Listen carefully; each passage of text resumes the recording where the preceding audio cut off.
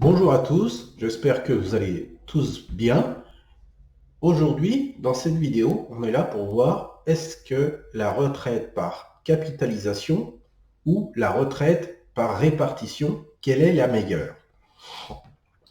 J'ai fait une petite découverte il n'y a pas si longtemps sur Internet qui m'a fait poser la question, est-ce que on pourrait faire mieux que l'État, nous, en plaçant l'argent d'une cotisation que l'État nous prend, et si on la plaçait nous-mêmes pour faire notre retraite?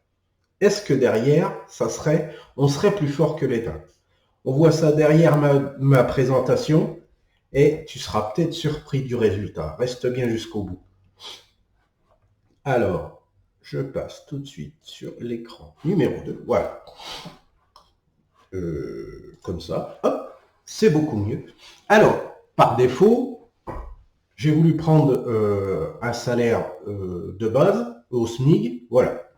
Donc, vu que je ne connais pas la totalité des cotisations, j'ai posé ça à Bard, notre intelligence artificielle de chez Google, et il m'a donné la réponse suivante. Donc, pour un salaire au SMIC de 1645 euros et des brouettes, qui devrait évoluer, je pense, l'année prochaine, à ce qui paraît, le montant des cotisations sont les suivantes. Donc, assurance vieillesse, assurance complémentaire vieillesse, machin, truc, voilà. Donc, en total, le montant prélevé sur un salaire d'ouvrier au SMIC est donc de 196 euros par mois, soit 2352 euros par mois.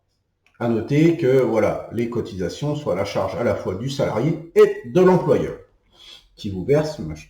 Donc, sur ce montant, si au lieu de vous le prélever à vous, on vous le laissait dans l'optique de financer sa retraite. Alors, dans un premier temps, sur quel placement on va le faire? C'est ça qui est intéressant. Alors, à part les investissements boursiers, parce que si vous prenez un PER, par défaut, c'est de l'investissement boursier en grande partie, un peu sur de la SCPI, donc les sociétés immobilières. Voilà. Mais par défaut, c'est des fonds qui investissent, une grande partie, c'est l'investissement boursier. Pourquoi? Parce que c'est celui qui est le plus rentable à long terme.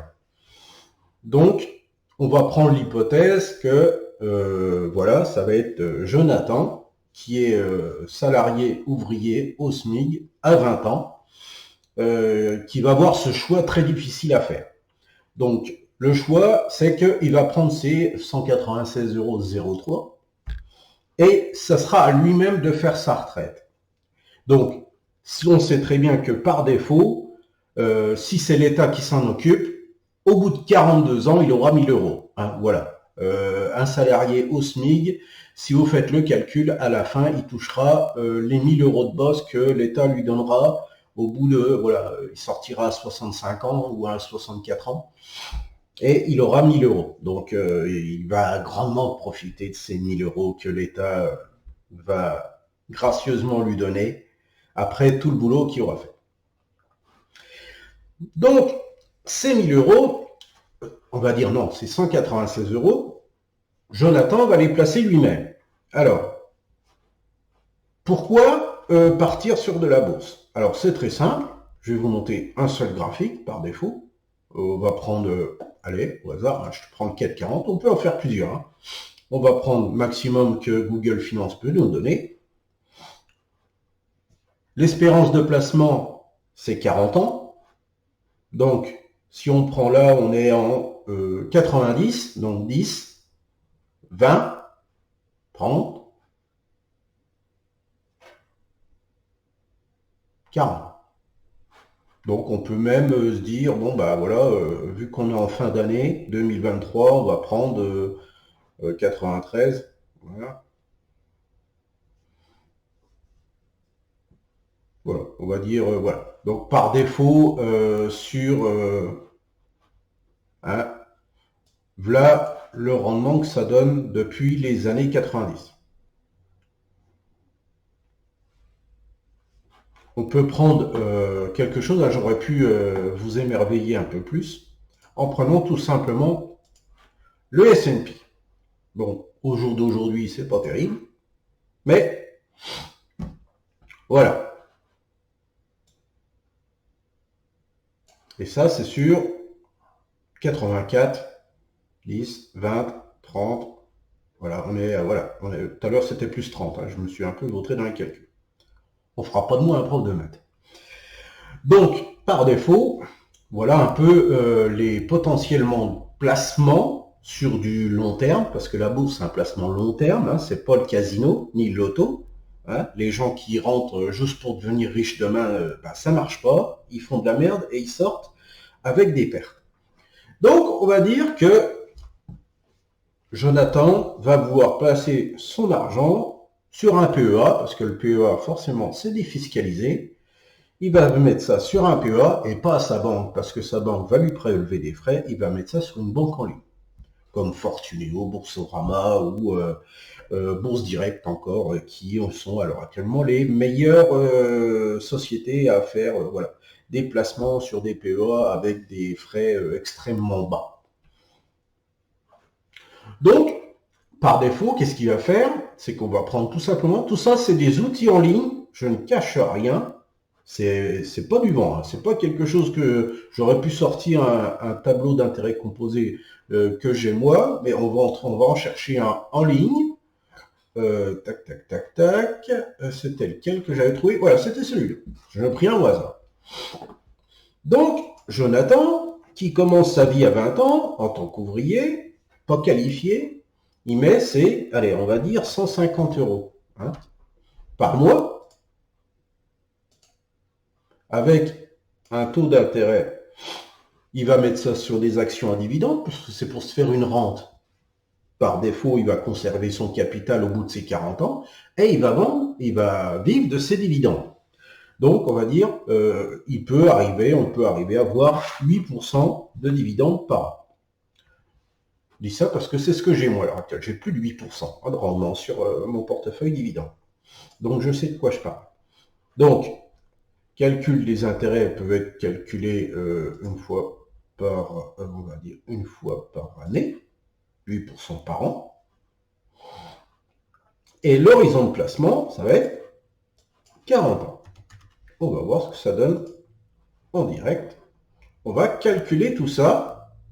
C'est dommage parce qu'on ne peut pas ajouter le petit pourcentage d'augmentation par an. Voilà. Mais ça reste que, voilà, un bon indicateur. Donc, Jonathan va terminer sa retraite au bout de 40 ans, donc à 60 ans. Hein, donc 4 ans avant la retraite classique. Avec un portefeuille boursier qui vaudrait 483 000 €. Je pense qu'il y a une partie qui ne pensait pas arriver à ce montant-là tout seul. Hein. Mais 480 000 €. C'est le portefeuille qu'il aura fait en réinvestissement ses dividendes, ses 8%, il les réinvestit tous les ans, il achète plus d'actions à dividendes, et à la fin, ça lui fait un portefeuille de 483 000. Donc, maintenant qu'il a 60 ans, Jonathan, il est vieux, il veut profiter de sa retraite, quel montant va-t-il tirer de ce capital en dividendes pour se faire sa retraite, en fait. Hein. Donc, on va sortir tout simplement la petite calculatrice. Hop. Donc, on va être allé 480 000. Hein. On va arrondir. Hein. On n'est pas comme ça. Et j'arrondis en dessous. Hein. 480 000, qu'on va multiplier ça par... Hop là. Fois 0,8. Ça fait 8%. Oh. Il y a un souci. Je recommence. On va faire l'inverse. Allez, on va faire plus 8%, on va faire du classique. Hop. Et on va retirer les 480 000.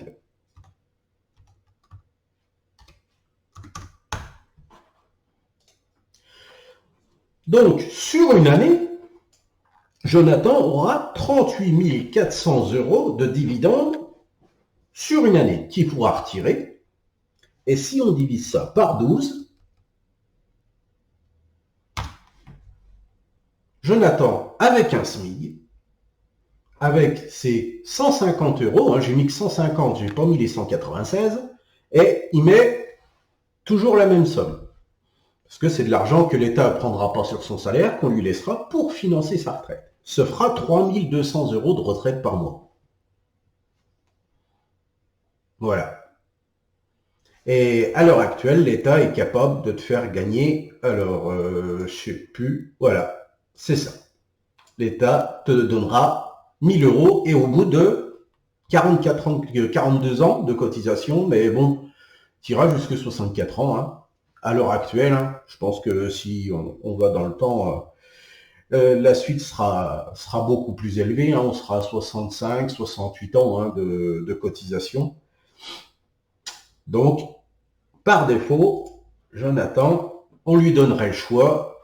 Alors, on va ressortir une seconde calculette, hein, voilà, histoire. Soit il fait confiance à l'État et il sort à 64 ans avec ses 1000 €, mais il n'aura rien à faire. Soit il finance lui-même sa retraite avec les 150 € que lui donne l'État, qui était prélevé de son salaire de base, hein, on lui redonne, et il la finance tout seul. Ça lui donnerait 3200 € de retraite. Alors pourquoi je me suis posé cette question? C'est qu'il n'y a pas longtemps, hop, on va virer ça. Il n'y a pas longtemps, j'ai vu passer dans une émission, que, en fait, il est où le... Que les cadres qui gagnent plus de 10 000 € par mois seront incités à passer par une retraite par capitalisation. Vous voyez bien, hein, c'est une info du Figaro, c'est pas quelque chose que j'invente, et j'ai vu ça, en fait, que, par défaut, l'État libère déjà les cadres de cette obligation, et eux, ils touchent 10 000 €. Hein. Donc, quand vous avez 10 000 € par mois, si vous voulez qu'on va faire le calcul, juste pour rigoler 5 minutes, hein, on va refaire le même résultat, sauf que lui, il va pas mettre 150 €, mais avec 10 000 €, hein, on va compter 10%, il va mettre 1000 €. À 8%, machin, 40 années, on va faire le calcul. Et voilà. Voilà ce que le cadre, lui, libéré de l'obligation de la retraite par répartition de son côté, qu'on prône, hein, on prône tous à garder ce système-là. C'est pour ça que les États-Unis, y sont pas, eux. Les États-Unis sont sur une retraite par capitalisation, et là-dessus, c'est chacun fait sa retraite de son côté et la finance comme lui l'a veut. Un chiffre hallucinant. Je l'avais pas fait avant, j'avais même pas essayé pour voir, mais bon, voilà. Hein. Si vous faites 8% de ce montant-là, hein, on va rigoler. Voilà.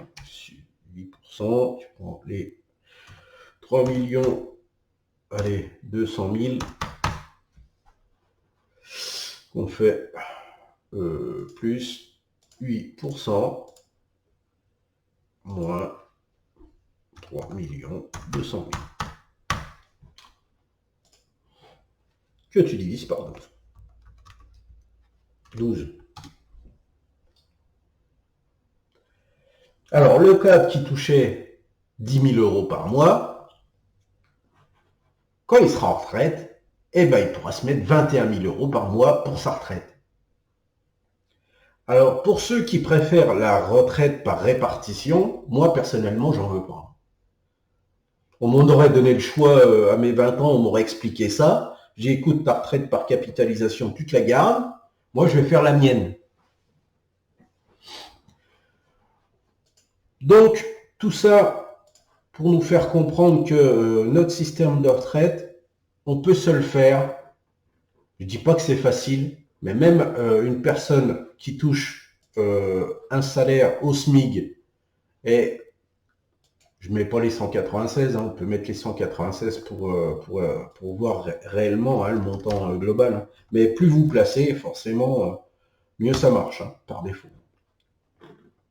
On va faire le calcul. Voilà. Donc si tu mets les 196, tu es à 600 000 euros. Et par défaut, on fait le petit calcul. Hein, 600 000, bon, si si tu mets 10%, ça fait 63 000, donc il va toucher dans les 40 000 euros à 8%. Quoi. Donc, hein, on va arrondir rapidement, 40 000 euros fois divisé par 12. 3 300 euros. Voilà, à l'heure actuelle. Et par défaut, ça, c'est une réflexion basique. Hein. Parce que quand vous faites un portefeuille à dividende, par défaut, votre taux de 8% que vous allez faire au début, à la fin de votre carrière, si vous avez sélectionné les bons placements, il ne sera pas 8%. Hein. Si vous prenez Warren Buffett, par exemple, avec l'exemple de Coca-Cola qu'il a acheté dans les années 80, là, en fait, il touche 44% d'intérêt sur son montant-là. Donc, ça serait trop long à expliquer dans une seule vidéo. Donc, je préfère rester avec un rendement de 8% sur son portefeuille général. Mais les vrais chiffres pourraient vous faire halluciner par la suite, juste en finançant par sa retraite. Et qu'on ne dise pas que c'est pas possible pour les petits salaires, parce que je viens de vous faire le calcul avec un petit salaire. Donc, par défaut, si tu as 20 ans, n'hésite pas, ouvre un PER, Fortunéo, Boursorama, forme-toi un peu sur l'univers de la bourse, fais-toi un portefeuille d'actions à dividendes. Il y a plein de types d'autres investissements hein.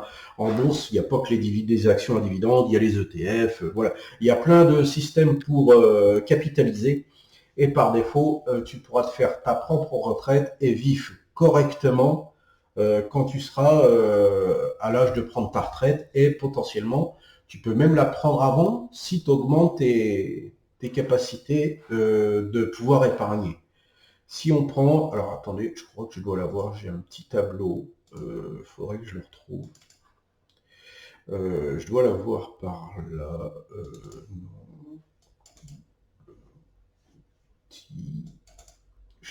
J'ai un simulateur qui est un peu mieux fait, car il permet. Hop, mode play. On a le même principe. Hein. C'est un tableau. Vous commencez avec 0. Combien vous allez investir mensuellement? 150 euros. Pendant combien d'années? Alors là, ça va être 40 ans. Croissance annuelle de l'investissement. Croissance annuelle, rentabilité moyenne, croissance annuelle. Donc, en fait, c'est la croissance que vous allez donner tous les ans du montant de l'investissement. On va dire que vous voulez l'augmenter de 2%. 2% tous les ans. Et que vous avez 8% à l'heure actuelle. Alors là, vous voyez que la fin, parce que c'est 30 ans, on va partir dans le tableau de calcul. Parce que les intérêts composés, ce qui marche le mieux, c'est les dernières années.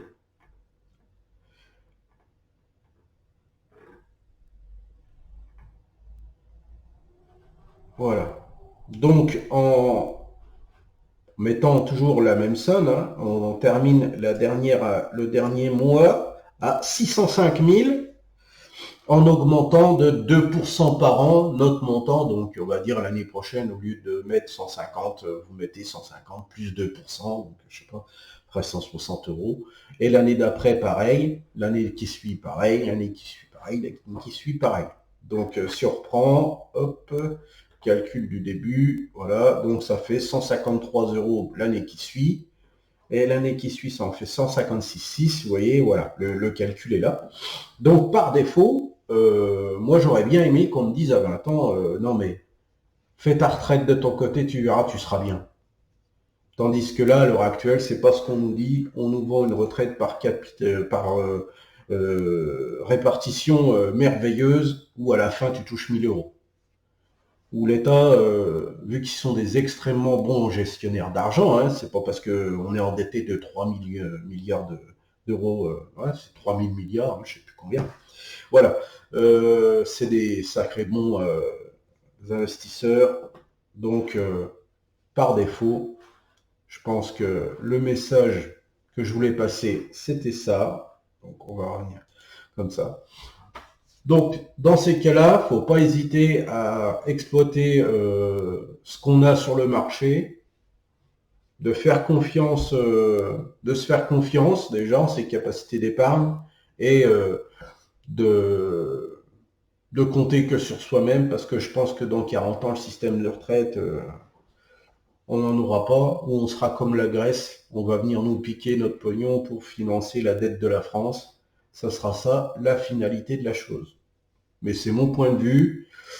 N'hésite pas à dire ce que tu en penses dans les commentaires. Si tu n'es pas d'accord avec moi, pourquoi, ça serait intéressant. Moi, je trouve qu'à l'heure actuelle, notre système de retraite, il est mort. Il est plus viable. Et on ferait mieux de nous laisser l'argent qui nous pompe tous les mois et à nous de l'investir.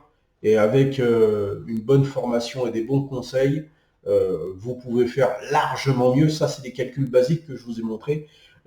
Techniquement, déjà moi, au bout d'une année, je suis capable de faire largement mieux. Et je suis pas un financier. Donc c'est réellement possible. Il suffit juste de s'informer. Bon bah voilà, hein, potentiellement moi je me suis formé dans ce but-là aussi. Mais y a rien de transcendant à apprendre. Il y a des choses, ça se fait tout seul. Voilà. Donc par défaut, n'hésitez pas à me dire ce que vous pensez de la vidéo. Si tu veux t'abonner, abonne-toi. Je serais content que tu sois parmi les abonnés. Like la vidéo si elle t'a plu. N'hésite pas à rejoindre le groupe Facebook. J'ai un groupe Facebook sur la gestion de budget, sur tous les aspects de la gestion de budget. Je ferai peut-être un peu quelques vidéos sur les investissements boursiers. C'est quelque chose que je travaille aussi. Donc, n'hésite pas à me dire ce que tu en penses. Et si on ne s'en voit pas, je vous souhaite à tous de bonnes fêtes de fin d'année. Profitez bien de votre famille. Et à ciao, bye bye dans une prochaine vidéo.